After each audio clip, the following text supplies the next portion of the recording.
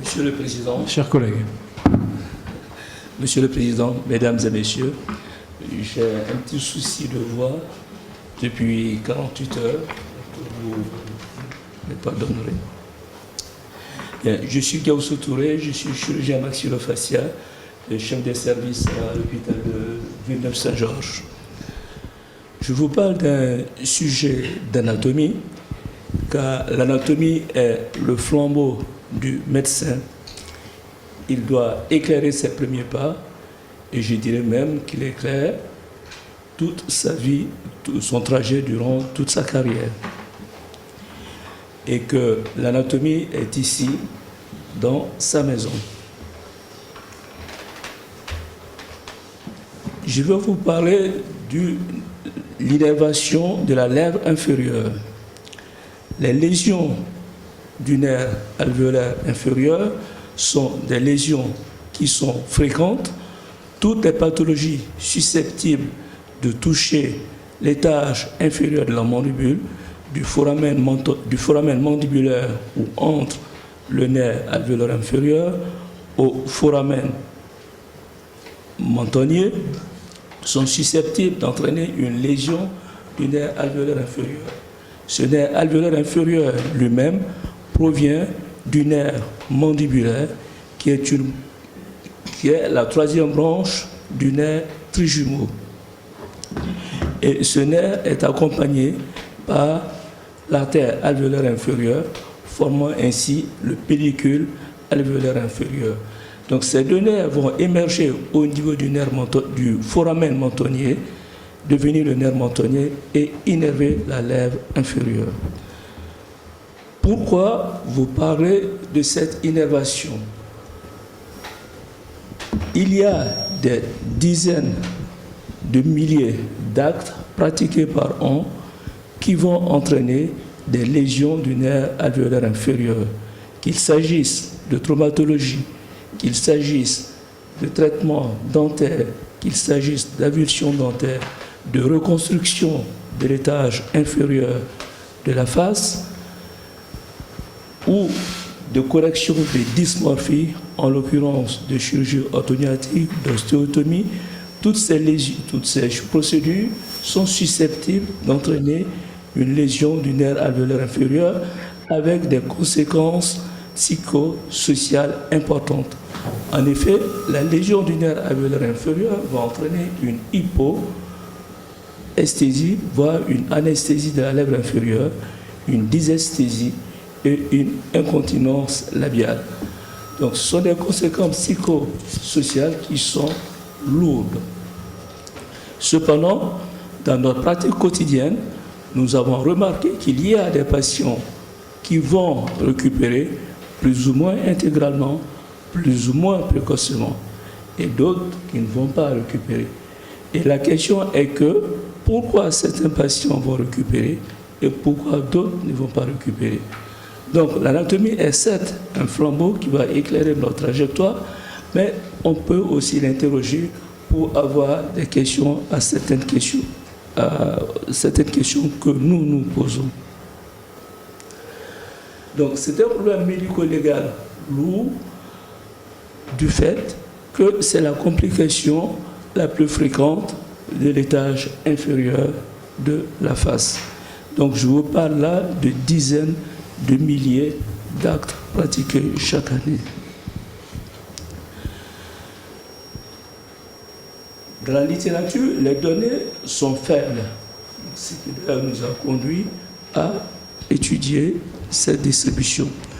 Donc pour ce faire, nous avons étudié 30 lèvres inférieures, dont 5 étaient injectées, donc une injection artérielle au latex, et 5 ont été travaillées selon la méthode des Sealer, c'est-à-dire une coloration du nerf, puis une transillumination, une dissection sous transillumination. 20 lèvres ont été disséquées in situ et 10 lèvres ont été prélevées et étudiées. Quels ont été nos constats? Le constat, donc toutes les lèvres vont être orientées de la même façon. Excusez-moi.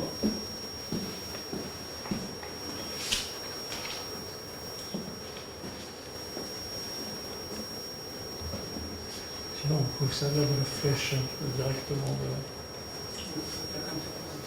Oui, c'est que parfois ça fait défi. Non, non, pas du tout. Bien, donc, toutes les lèvres ont été orientées de la même façon. Donc, nous avons le limbe, donc, qui va correspondre à la partie crânienne, à la partie supérieure. Et ici, nous regardons la lèvre en arrière. Donc, la face muqueuse est ici, et le côté droit est toujours, donc, de ce côté est ici. Bien, nous avons distingué donc l'origine de ce nerf mentonnier, donc qui est bien connu, qui provient du foramen mentonnier. Ensuite, nous avons distingué les branches en branches latérales, puis en branches intermédiaires et en branches médiales, c'est-à-dire entre les deux branches médiales et latérales, des branches intermédiaires. Remarquons que ce nerf mentonnier va donner une branche qui va aller au muscle mentonnier, au muscle mentalis, et va également recevoir un rameau qui provient du nerf facial, qui est le rameau marginal mandibulaire du nerf facial. Donc, connexion qui est, à mon avis, constante. Et de temps en temps, enfin rarement, il peut arriver que il y ait deux foramen au niveau. Il peut arriver qu'il y ait deux foramen mentonniers. Remarquons également ce que j'avais dit tantôt, que le nerf mentonnier était connecté de façon constante, ou en tout cas dans les observations, au rameau marginal mandibulaire du nerf facial.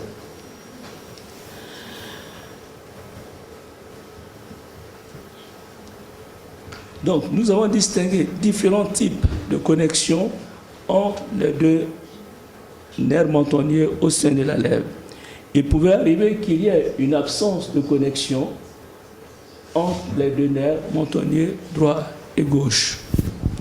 Donc, remarquons encore ici, sur cette pièce, qui est le rameau marginal mandibulaire qui vient se connecter ici au nerf mentonnier. Donc, il peut y avoir une absence de connexion. C'est ce que nous avons observé dans 5 cas. Il peut y avoir des connexions, comme vous le remarquez, entre le côté gauche et le côté droit. Donc, ces connexions peuvent se faire au niveau du tiers supérieur, mais remarquons qu'il y a une asymétrie aussi bien dans le diamètre que dans le nombre des branches. Ce qui nous a fait dire qu'il pouvait avoir un côté dominant. Donc vous comprenez déjà ce que cela sous-entend, c'est que quand vous avez le côté dominant qui est interne, probablement le patient va récupérer plus rapidement que si le côté dominant est lésé. Bien, donc il peut y avoir donc des connexions au niveau du tiers supérieur. Remarquons également que ce rameau nerf mentonnier donnait des branches donc, au muscle mentonnier, au muscle de la houppe, appelé autrefois muscle de la houppe du menton. Ces connexions pouvaient être étagées entre les branches ipsilatérales du nerf mentonnier et également étagées au milieu de la lèvre inférieure.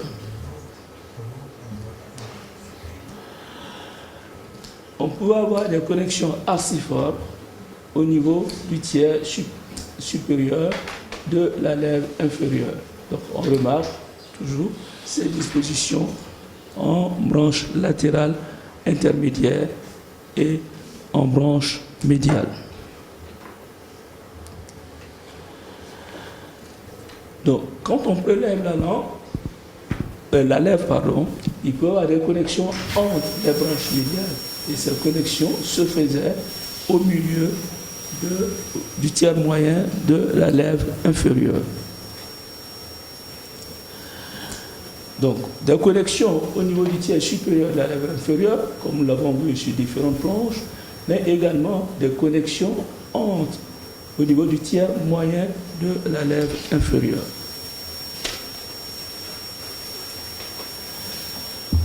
Donc on retrouve également sur d'autres pièces, une autre pièce, la connexion entre les deux nerfs montagneux. Donc lorsqu'on prélevait la lèvre inférieure, il pouvait avoir des connexions au niveau supérieur, donc qui va correspondre au muscle orbiculaire, au milieu de la lèvre qui va correspondre au muscle abaisseur de la lèvre inférieure, et plus bas qui va correspondre au muscle de la houppe du menton, anciennement appelé houppe du menton, ou le muscle mentonnier.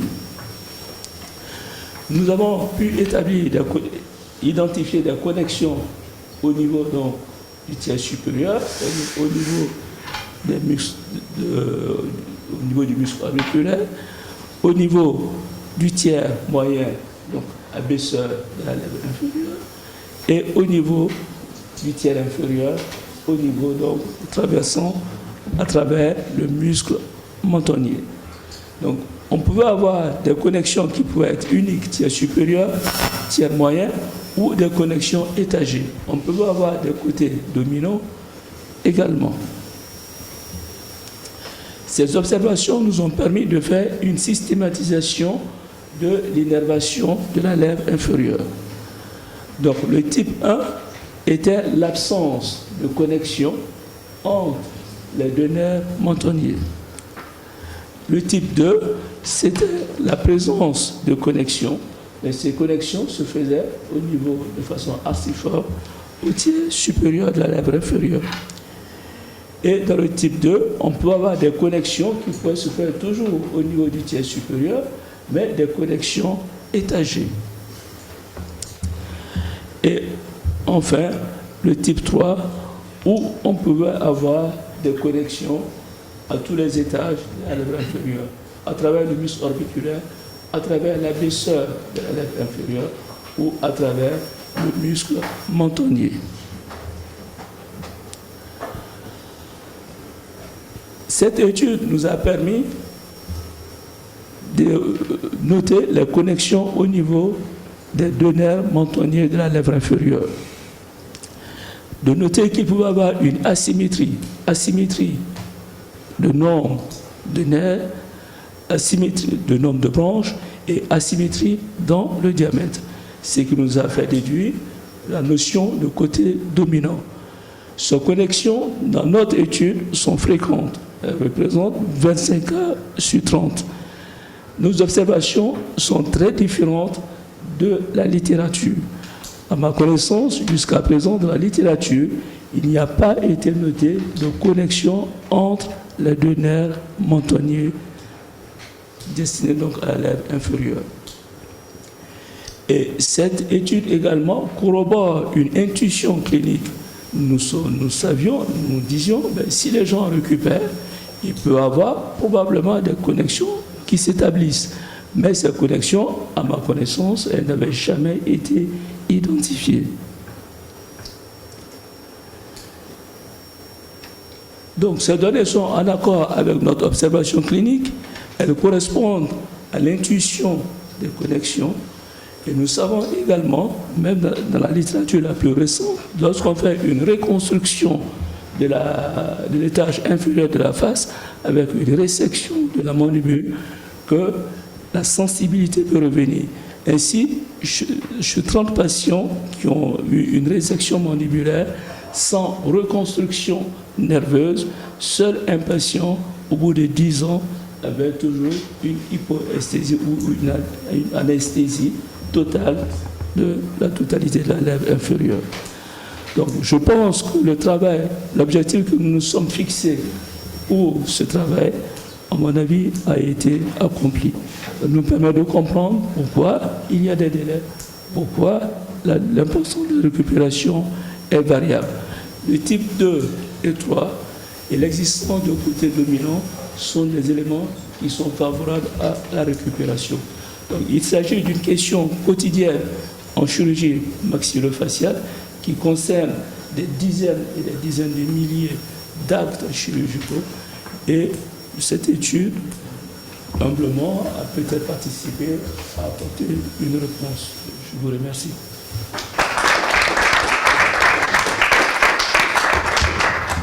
Merci beaucoup d'attirer l'attention sur cette région qu'on connaît mal et sa pathologie.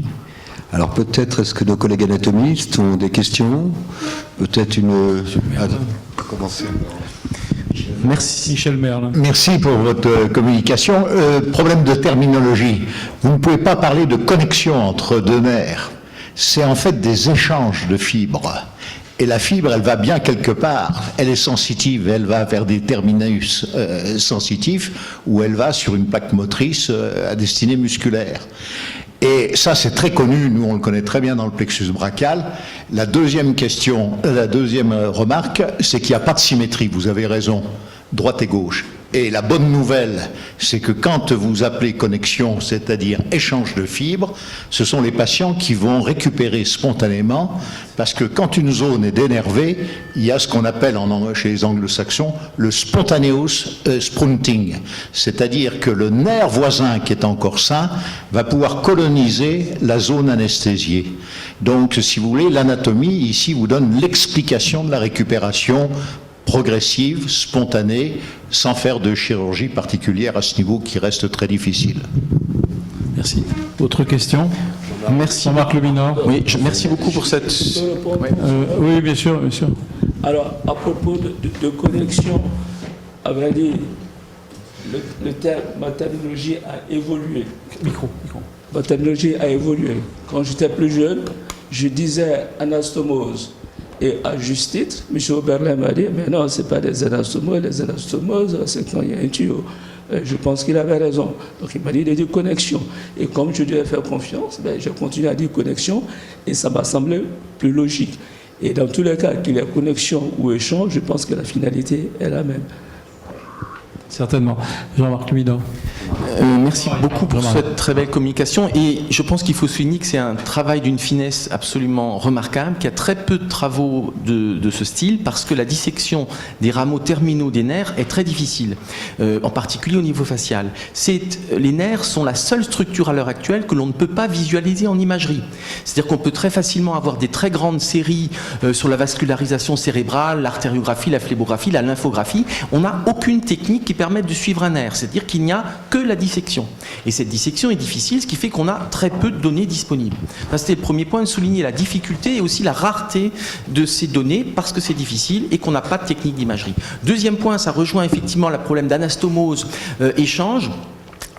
Il ne faut pas avoir, et je sais que vous connaissez bien le sujet, avoir l'idée de tuyau, donc effectivement où on aurait là une anastomose et un échange de liquide. Le problème de ces connexions nerveuses est ensuite de faire une systématisation. Il faudrait faire de l'histologie et voir aussi dans quel sens ça va. C'est le côté fonctionnel, c'est l'anastomose palmaire entre l'ulnaire et le médian de Canu-Eriche, c'est le cas de l'anse cervicale, c'est-à-dire qu'on peut avoir une anastomose, mais qu'en fait ce soit les fibres d'un côté qui vont très loin de l'autre côté. Ça peut être des connexions où il n'y a qu'un côté qui va aller vers l'autre, mais pas dans l'autre sens. Donc en fait, entre la partie morphologique externe du filet nerveux et ensuite des fibres nerveuses proprement dites, on peut avoir des surprises sur ce qui se passe réellement. Donc ça peut être un côté droit qui pourrait aller jusqu'à la moitié du côté gauche, même en temps normal. Donc il y a là une différence entre la morphologie et la fonction sur le point de vue nerveux. Il faudrait de la neurostimulation presque pour voir. Merci beaucoup. Réponse? Non? Pas de réponse?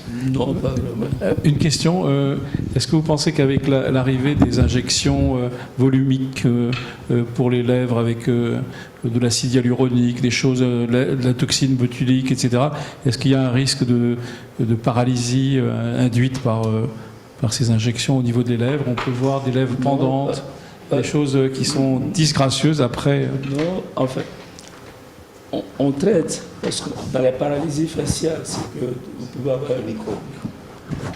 La toxine botulique, actuellement, peut être utilisée plutôt dans la paralysie faciale, c'est-à-dire qu'il peut avoir une syncynésie d'un côté, alors que l'autre côté est flasque. Donc pour symétriser, on peut utiliser la toxine botulique. Mais ça sert à escient, ça bon escient. Donc ce n'est pas accidentel. En revanche, l'acide hyaluronique ne peut pas, par nature, entraîner de paralysie. C'est bon pour assurer les collègues qui font des injections. Oui, André. Oui. Est-ce que vous avez, je suis radiologue, est-ce que vous avez essayé d'examiner par échographie endobuccale c'est l'origine de ces nerfs. Parce qu'avec les sondes actuelles dont on dispose, qui montrent vraiment des tout petits détails, lesquels on arrive à voir des tout petits nerfs périphériques largement en dessous du millimètre, est-ce que vous avez essayé de mettre une sonde dans la bouche pour aller rattraper l'orifice mentonnier et suivre le nerf? Non, je n'ai pas essayé, parce qu'en principe, enfin, j'ai un principe qui est un peu stupide, c'est que je ne fais que ce que je peux faire moi-même. C'est-à-dire que quand je dois faire des travaux, ben, je compte d'abord sur moi-même. Ensuite, pour avoir les sondes, il faut que je compte sur quelqu'un pour l'avoir. Mais pour aller disséquer, je ne compte que sur moi-même. Donc, si jamais vous pouvez mettre en contact avec quelqu'un qui a ces sondes, ben, je veux bien les utiliser. Mais vous allez voir le service de radiologie de votre hôpital et vous leur demandez gentiment de vous prêter une sonde. Ben, je vais le faire. C'est des sondes de combien de mégahertz, pardon, excuse-moi. Parce que là, pour avoir des si petits, c'est du 20 mégahertz ou quoi? Plus que ça, 25 maintenant. 25. Donc, parce que si tu poses la question au radiologue, il va te dire tu veux voir quoi, etc. Donc j'ai besoin d'une sonde au moins de 25 mégas. Je peux rajouter une chose.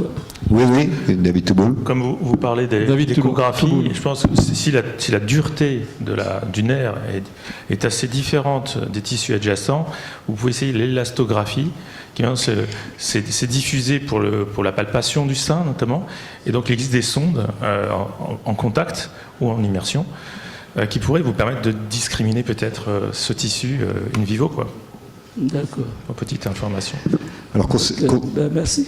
Concernant l'imagerie des nerfs, je vous invite à participer à la réunion sur la neuropelvinéologie qui interviendra au milieu du mois de juin. La session est consacrée à ça, sur les douleurs pelviennes, l'innervation pelvienne, avec une magnifique iconographie du docteur Thiango, qui vient de Nantes, qui a déjà parlé dans le cadre des prix Master, et c'est une iconographie superbe sur l'innervation pelvienne. Voilà. En tout cas, merci beaucoup. Merci. Je vous remercie de m'avoir accueilli. C'est un grand plaisir. Merci beaucoup.